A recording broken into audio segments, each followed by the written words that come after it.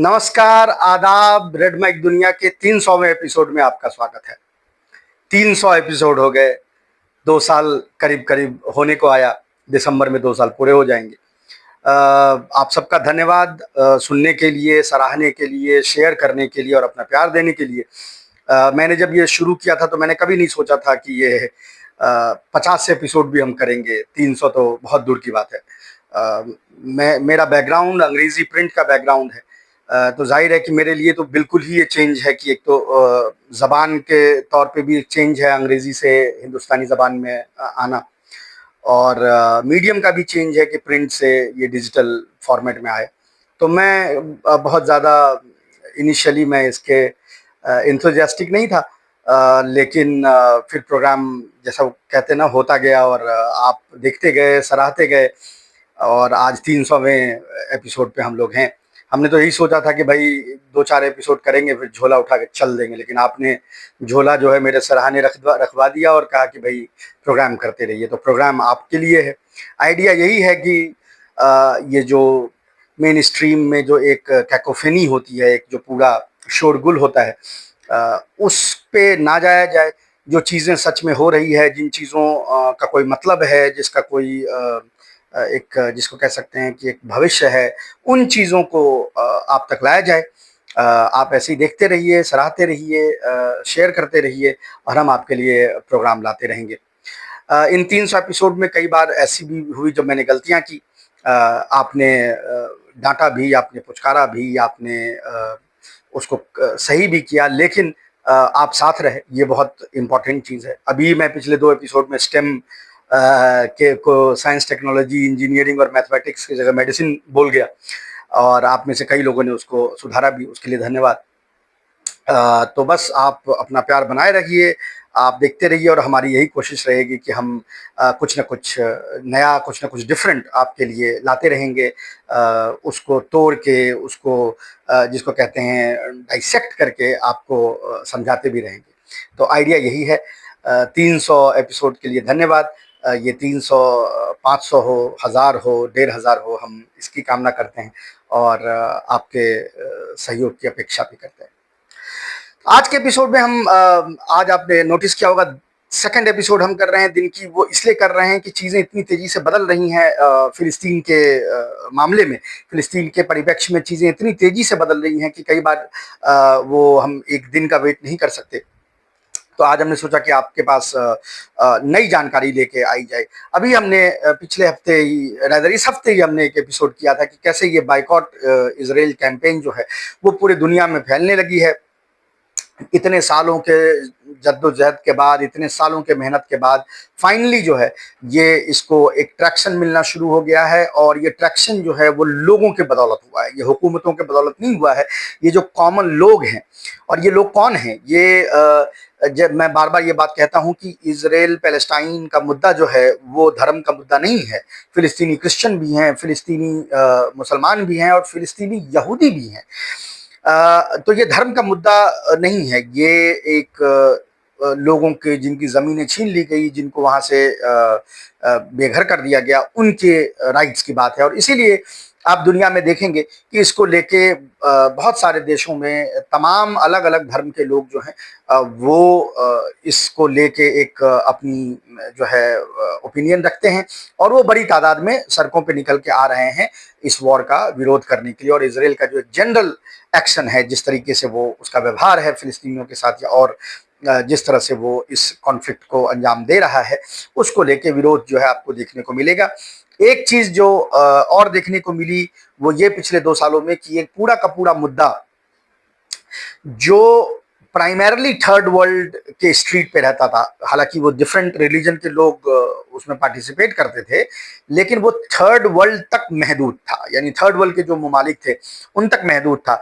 वो अब wide spread तरीके से फर्स्ट वर्ल्ड में फैल गया है, और चाहे वो फ्रांस हो या बेल्जियम हो, आयरलैंड हो, आयरलैंड में तो खैर पहले से भी था, बट स्पेन हो, पोर्टुगल हो, इटली हो, और तमाम जगहों पे जिस तरह से जितनी बड़ी तादाद में लोगों ने अपने हाथों में बेसिकली इस पूरे मूवमेंट को ले लिया है, वो अपने आप में एक आश्चर्यजनक चीज़ है।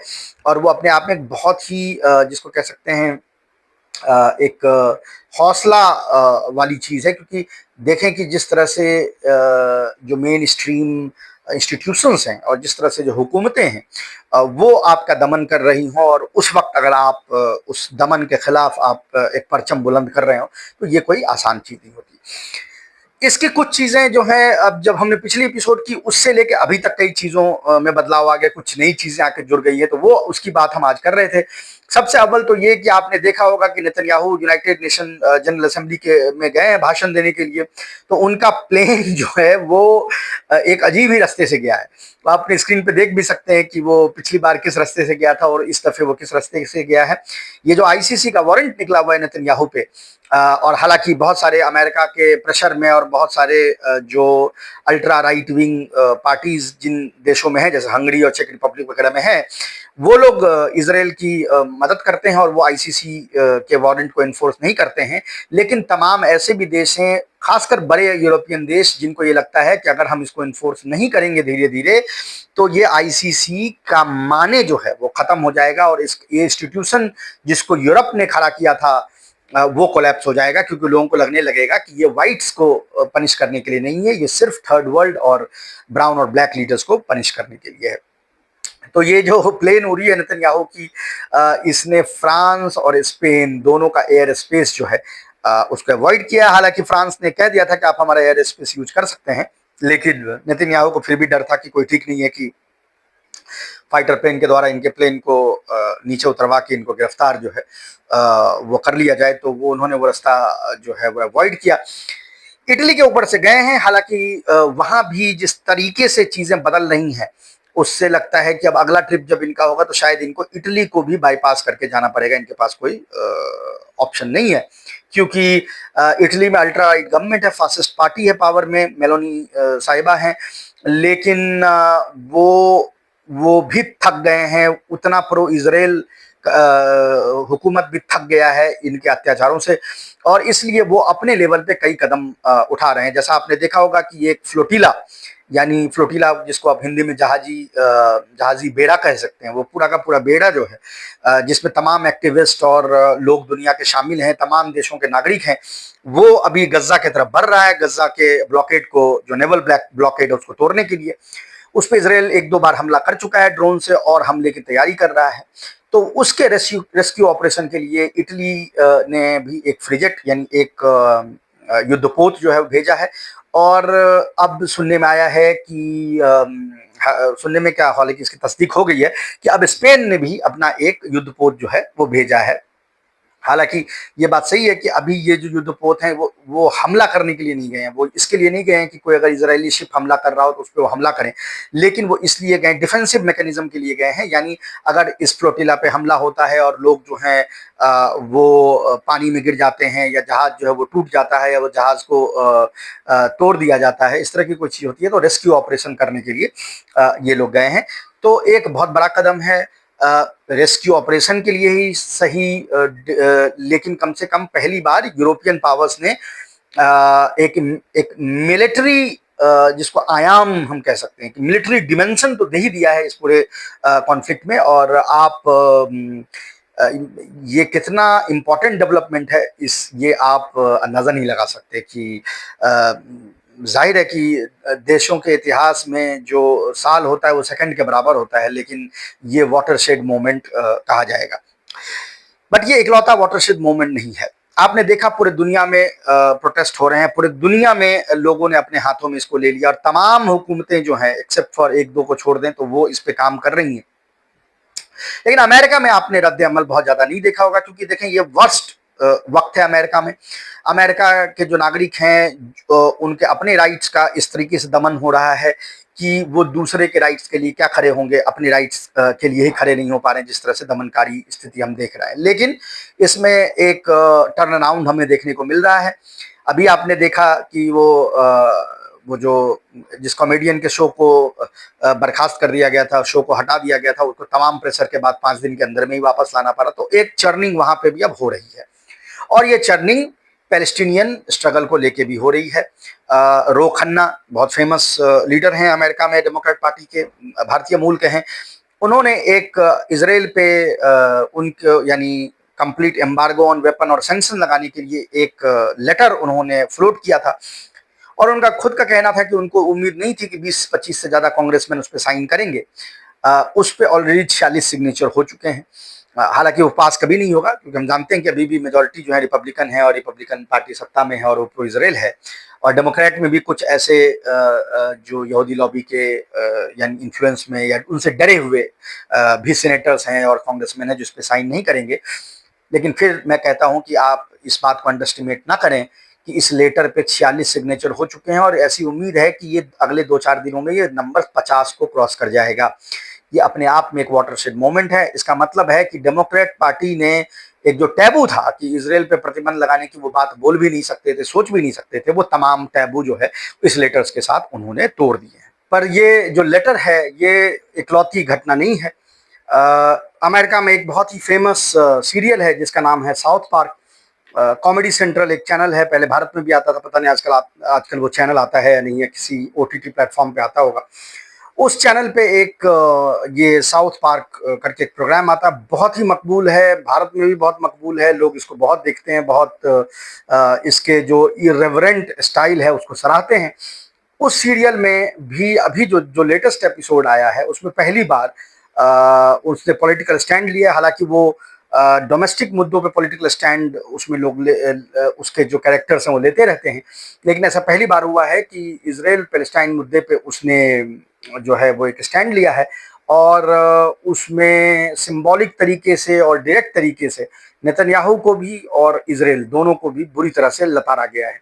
आप तसव्वुर नहीं कर सकते कि ये कितनी बड़ी चीज़ है कि हॉलीवुड का एक मेन स्ट्रीम प्रोडक्शन हाउस का एक main stream channel comedy central पे आने वाला एक सीरीज जिसकी मकबूलियत दुनिया में इतनी ज़्यादा हो, वो इस पे अपना एक मत रखे और मत भी इस तरह से रखे जिसमें कि इफ एंड बट की कोई गुंजाइश ना हो।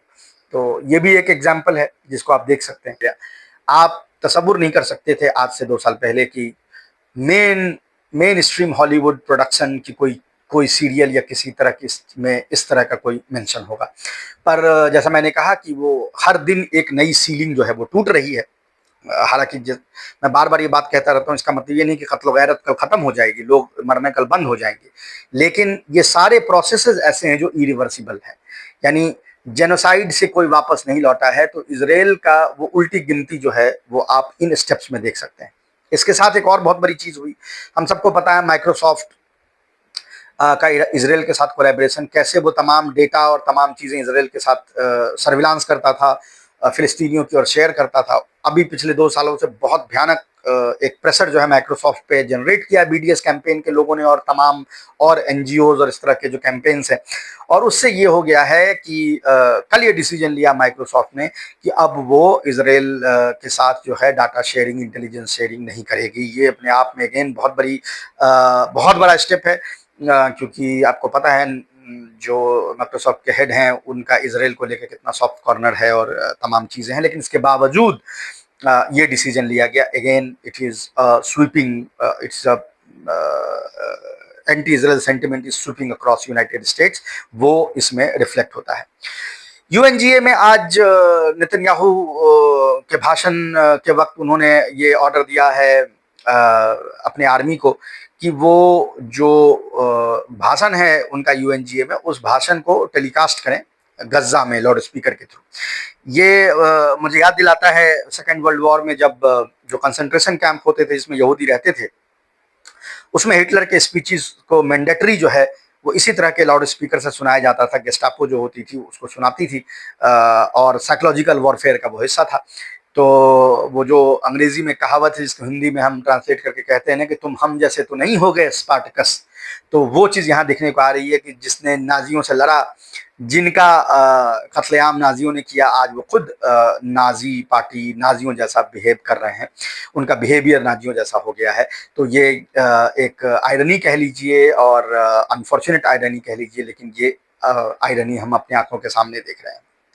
एक ज़माना था जब इजरायलियों के एक्शंस को अगर आप नाजीज के साथ कंपेयर करते तो वो अपने आप में एक टैबू माना जाता था, लोग आपको एंटीसेमेटिक बोलते, ये कहते। अभी यूनाइटेड नेशन जनरल असेंबली में दुनिया के तमाम देशों के जो राष्ट्रपति हैं, सदर हैं, वजीर आजम हैं, तमाम लोग ये कंपैरिजन कर रहे हैं और आज कोई nobody is batting in eyelet. जो कुछ भाषण हुए जो बहुत तगड़े हुए, इसमें से ऑफ कोर्स फ्रांस का बहुत तगड़ा था। उसने पहली बार फ्रांस ने इस तरह की पोजीशन ली है, साल दर साल एंटी पैलेस्टीनियन पोजीशन लेके इस कत्ल गैरत में मुलव्विस होने के बाद ये जो हाथ और पांव धोने जो अपने उसने धोए हैं, खून उसको धोने की कोशिश की है, धुल तो कभी नहीं सकता, वो यहाँ यूएन में देखने को मिला।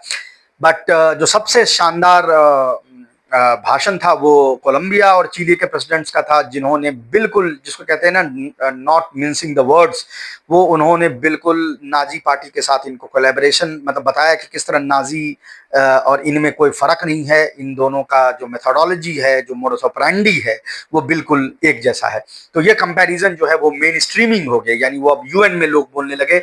और ये वो देश हैं जिनका इनसे कोई इमीडिएट लेना देना नहीं है, या कोलंबिया का कोई लेना देना नहीं, चिली का कोई लेना नहीं, इनमें से कोई ना मुस्लिम ममालिक है, इसमें इनमें से कोई ना अरब ममालिक है, लेकिन उन्होंने ये बात कही। इसके अलावा कई लीडर्स इस बात पे भी आए जिन्होंने कहा कि भाई एक अब सिर्फ भर्त्सना से बात नहीं बनेगी, हमें एक इंटरनेशनल कोलिशन बनानी चाहिए जो जाके वहां पे लड़ाई करे। इनफैक्ट कोलंबिया ने ये कहा कि आप इस तरह का कोलिशन बनाएंगे तो हम सैनिक भी प्रोवाइड करेंगे।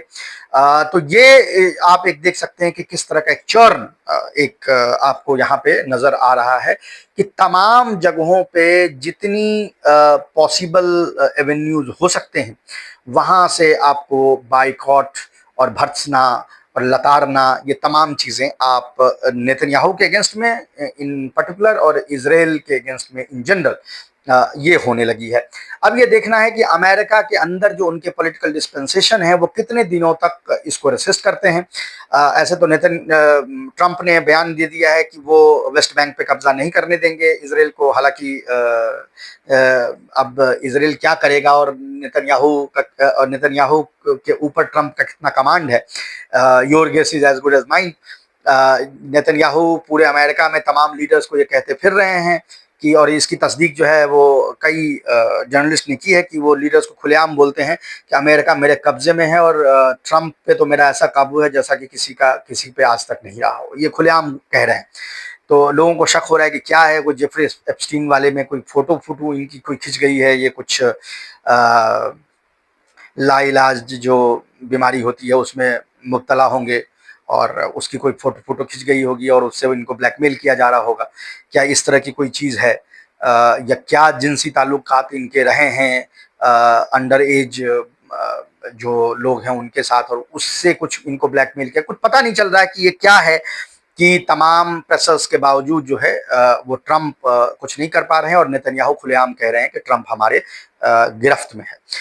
लेकिन जैसा मैंने कहा ऑपोजिशन वहां पे एक्टिव हुई है, 46 सिग्नेचर अपने आप में बहुत बड़ी बात है। और मैं देखता हूं कि जैसे जैसे और लोग इसमें आएंगे तो दूसरों को हिम्मत आएगी कि वो मेन स्ट्रीम में आके और इस जेनोसाइड का विरोध करें और इसका परमानेंट सॉल्यूशन ढूंढने की एक कोशिश करें। तो वो एक चीज जो है आपको नजर आ रही है कि चाहे वो कॉमेडी सेंट्रल हो, मेन स्ट्रीम चैनल है, चाहे वो माइक्रोसॉफ्ट हो जो कि very very pro Israel organisation है, चाहे वो डेमोक्रेट पार्टी हो जिन पे वैसा ही कब्जा इसराइल का था जिस तरह से कब्जा उनका रिपब्लिकन पार्टी पे था, इन सब जगहों पे बांध जो है वो उसमें क्रैक्स आ गए हैं, क्रैक्स जो है बड़े हो रहे हैं। अब ये देखना है ये बांध टूटता कब है। हम आपसे फिर मिलेंगे किसी और इशू पे, तब तक के लिए नमस्कार।